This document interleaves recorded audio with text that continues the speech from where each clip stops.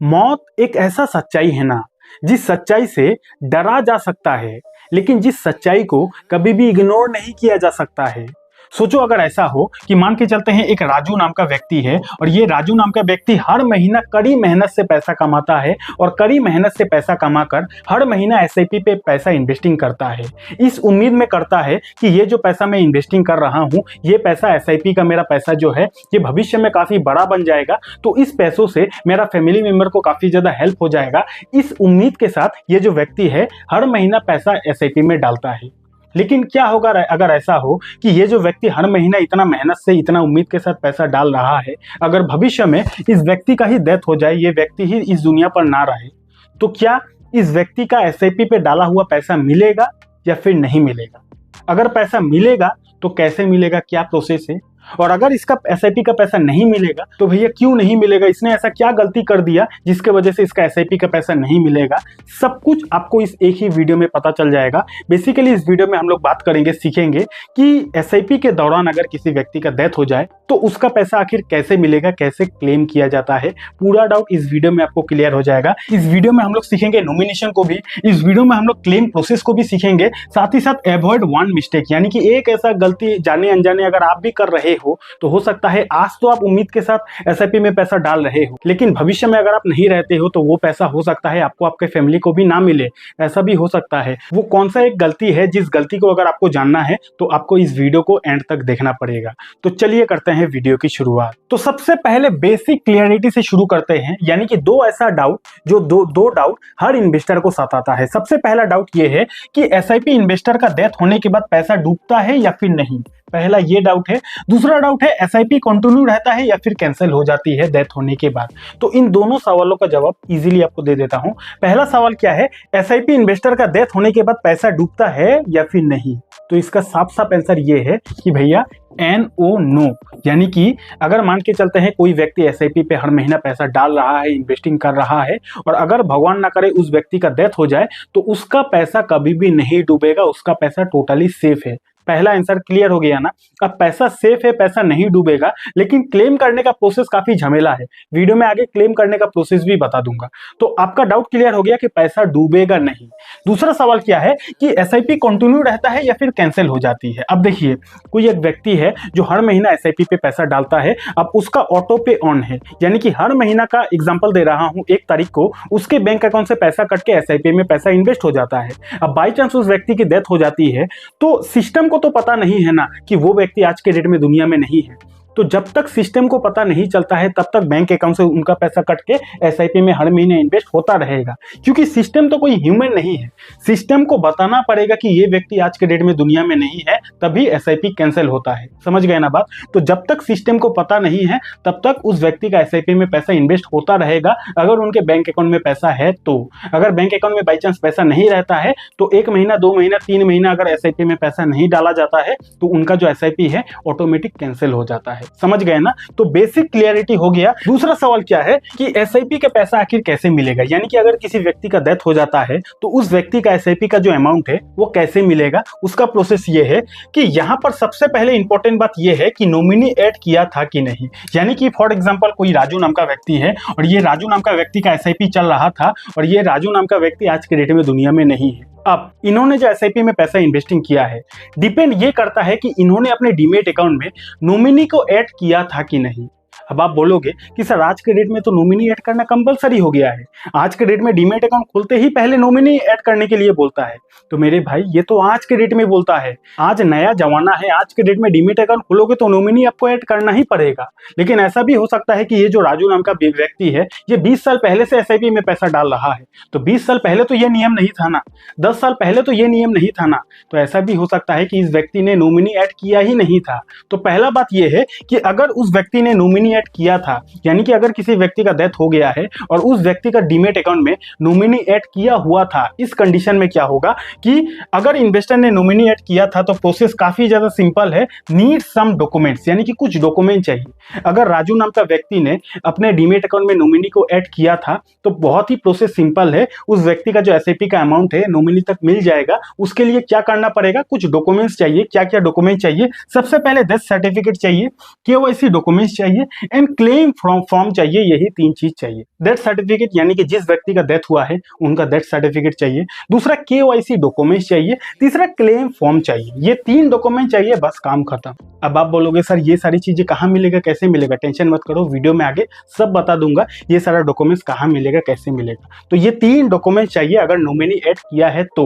समझ गए बात? उसके बाद क्या है, इसके बाद म्यूचुअल फंड जो कंपनी है नॉमिनी के नाम पर ट्रांसफर कर देता है। यानी कि अगर आप ये 3 डॉक्यूमेंट्स सबमिट कर देते हो, उसके बाद 4-5 दिन या फिर 1 हफ्ता या फिर 1 महीना का एक प्रोसेसिंग डेट रहता है, मुझे एग्जैक्ट याद नहीं, कुछ समय का प्रोसेसिंग डेट रहता है। वो प्रोसेसिंग डेट जैसे ही खत्म हो जाता है, उसके बाद वो जो म्यूचुअल फंड का यूनिट्स है, यानी कि जिनका डेथ हुआ है, उन्होंने जो पैसा इन्वेस्ट किया था, उसके बाद उनका जो उस समय का वैल्यू होगा, मार्केट वैल्यू होगा, उस हिसाब से जो यूनिट्स है वो यूनिट्स नॉमिनी के डीमेट अकाउंट में ट्रांसफर कर दिया जाता है। समझ गए ना बात? उसके बाद क्या है, उसके बाद नॉमिनी के ऊपर डिपेंड करता है कि वो उस म्यूचुअल फंड को रिडीम करे या फिर इन्वेस्टेड रहे या फिर कंटिन्यू करे। यानी कि मान के चलते हैं कोई एक व्यक्ति है जिस व्यक्ति का डेथ हो गया, अब उस व्यक्ति ने जो नॉमिनी ऐड किया था, उस नॉमिनी ने अगर क्लेम कर दिया तो क्लेम करने से उस नॉमिनी के डीमेट अकाउंट में उनका इन्वेस्टेड अमाउंट तो आ जाएगा।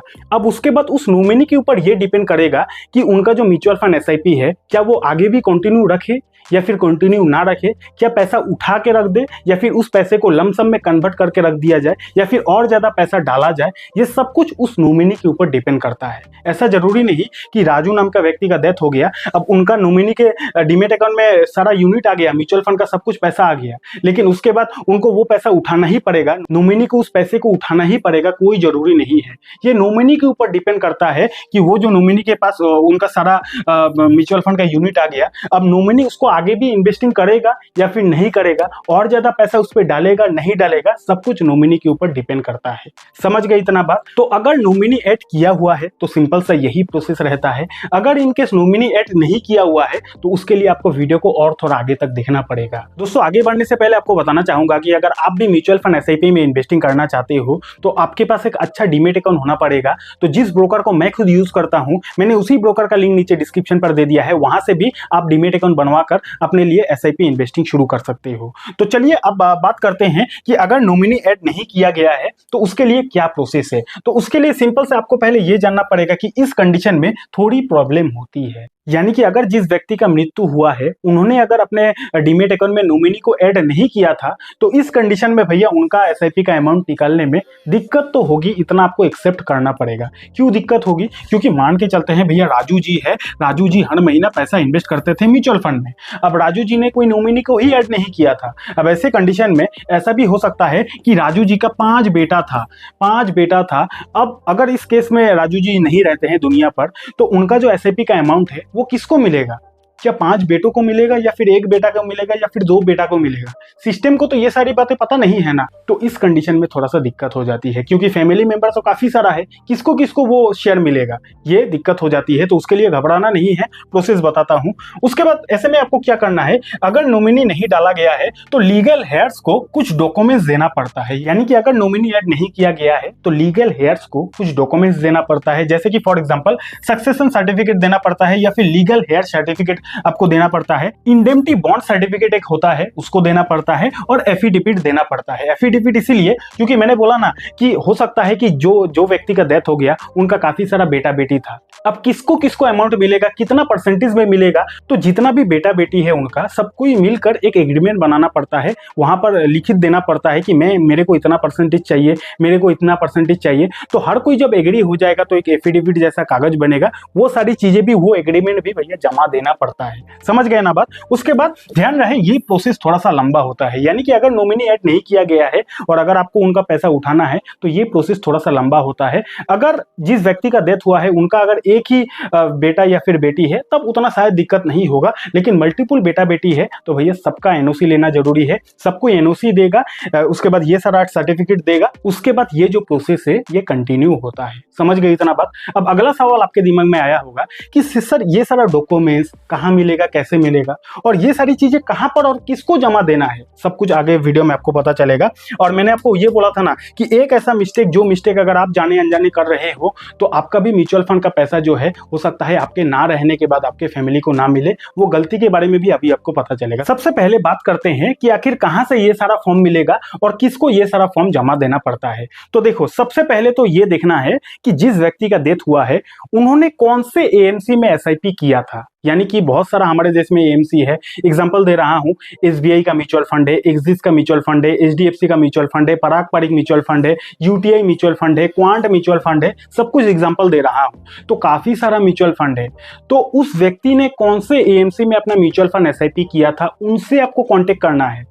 अब इस कंडीशन में अगर उस व्यक्ति ने मल्टीपल एएमसी में इन्वेस्टिंग किया था, एसआईपी किया था, तो जिस जिस एएमसी में इन्वेस्टिंग किया था उन सारे एएमसी में आपको कांटेक्ट करना है। कैसे कांटेक्ट करना है भैया? गूगल पर जाना है, उस एएमसी का नाम, नंबर सर्च करना है, आपको नंबर मिल जाएगा। वहां से आपको कांटेक्ट करने के बाद ही प्रोसेस आगे बढ़ाना है। समझ गए? इतना बात ध्यान रहे, इस कंडीशन में आपके साथ फ्रॉड भी हो सकता है, इसीलिए अच्छी तरीके से इंक्वायरी करने के बाद ही आपको कॉल करना है। समझ गए इतना बात? उसके बाद क्या है कि म्यूचुअल फंड ट्रांसफर डीमेट या फिर फिजिकल फोलियो दोनों में हो सकती है। डिपेंड ये करता है कि वो किस फॉर्म में है। यानी कि म्यूचुअल फंड दो तरीके से होता है, एक डीमेट फॉर्म में होता है, एक फिजिकल फॉर्म में होता है। तो दोनों कंडीशन में ट्रांसफर हो जाता है। डिपेंड ये करता है कि जिस व्यक्ति का डेथ हुआ है उन्होंने म्यूचुअल फंड को किस फॉर्म में शुरू किया था, डीमेट फॉर्म में या फिर फिजिकल फॉर्म में। उसके क्या है, अगर फिर भी कुछ समझ में ना आए तो आसपास का जो भी ट्रस्टेड लॉयर या फिर सीए या फिर अकाउंटेंट या फिर सेबी का कोई रजिस्टर्ड पर्सन या फिर स्टॉक ब्रोकर या फिर एएमसी, इन सारे लोगों से आप कांटेक्ट कर सकते हो।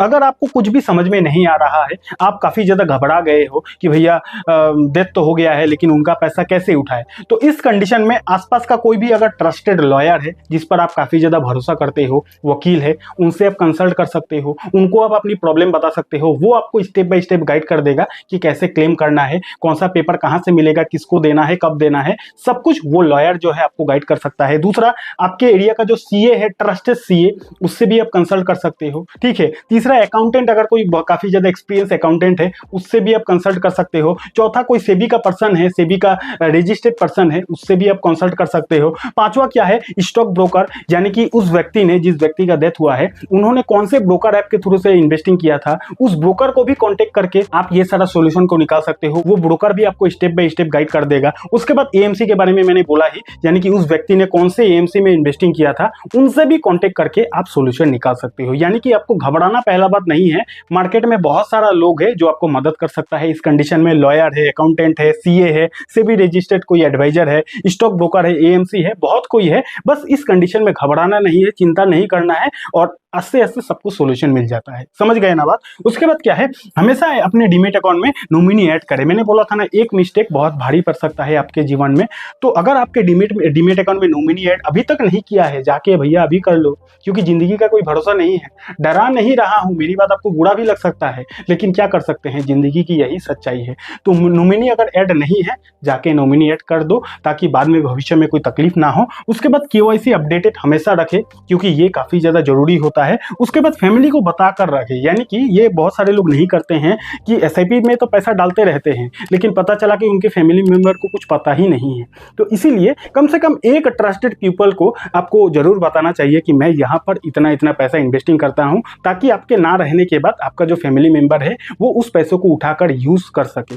समझ गए इतना बात? अगर आपको वाकई में इस वीडियो से कुछ अच्छा सीखने को मिला तो वीडियो को लाइक कर दीजिएगा, कुछ अच्छा सा प्यारा सा कमेंट कर दीजिएगा। अगर आपको म्यूचुअल फंड के बारे में जीरो से सीखना है कि म्यूचुअल फंड क्या होता है, कैसे इन्वेस्टमेंट किया जाता है, कैसे इसकी शुरुआत किया जाता है, तो उसके लिए आप यहाँ पे क्लिक करके इस वीडियो को देख सकते हो। डीमेट अकाउंट नहीं है, डीमेट अकाउंट का लिंक आपको हमारे वीडियो के डिस्क्रिप्शन पर मिल जाएगा। बहुत बहुत धन्यवाद।